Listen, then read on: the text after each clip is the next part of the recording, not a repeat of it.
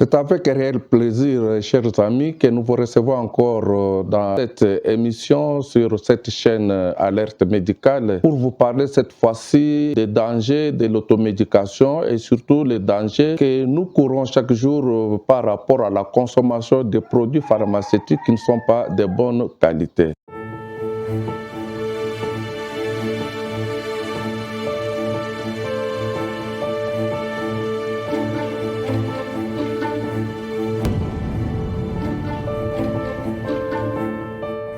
Dangereux dans nos milieux parce que nous avons observé dans la circulation plusieurs produits vraiment qui ne sont pas de meilleure qualité. Vous allez voir à travers les images qui vont illustrer ce que nous sommes en train de dire pour comprendre cette réalité. D'abord, les produits pharmaceutiques en soi constituent un problème si on ne sait pas pourquoi on les prend et surtout comment il faut le prendre. C'est pourquoi il doit être prescrit par un médecin. Vous savez que l'automédication ou le fait de se soigner soi-même a entraîné beaucoup de conséquences dans la vie de plusieurs personnes. Il y a des personnes qui se sont intoxiquées par surdosage, et il y a des personnes qui ont provoqué la résistance médicamenteuse par la prise de petites doses ou de doses insuffisantes et parfois des maladies qui ont pu évoluer jusqu'au stade vraiment très grave parce qu'on n'a pas pris correctement les produits comme il le fallait. Alors commençons par là. Le produit pharmaceutique, c'est une drogue et cela nécessite vraiment de précision par rapport à la posologie, par rapport à l'indication, par rapport à certains paramètres, parce que les produits ne peuvent pas être administrés d'une manière systématique chez tout le monde non plus. C'est la pratique que nous condamnons ici. Les gens s'échangent d'expériences de bouche à oreille parce qu'il a été soigné avec tel ou tel autre produit, et quand il voit son voisin, son ami, un membre de famille qui présente presque les mêmes signes, et directement il va lui indiquer les mêmes produits là. Et parfois ce n'est pas la même maladie parce qu'on peut avoir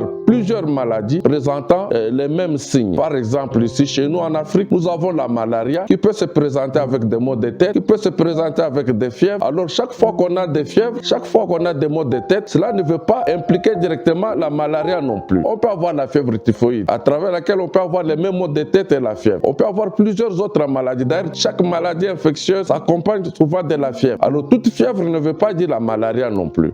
Et voilà, à cause de la mauvaise pratique, parfois d'ignorance, les gens sont en train de se prescrire des médicaments, de se donner des conseils, à prendre ceci ou cela, sans avoir la qualité de le faire non plus. Et ces mauvaises pratiques entraînent parfois des morts, entraînent souvent des résistances, entraînent souvent des intoxications médicamenteuses. C'est pourquoi nous revenons sur ça pour déconseiller cette pratique.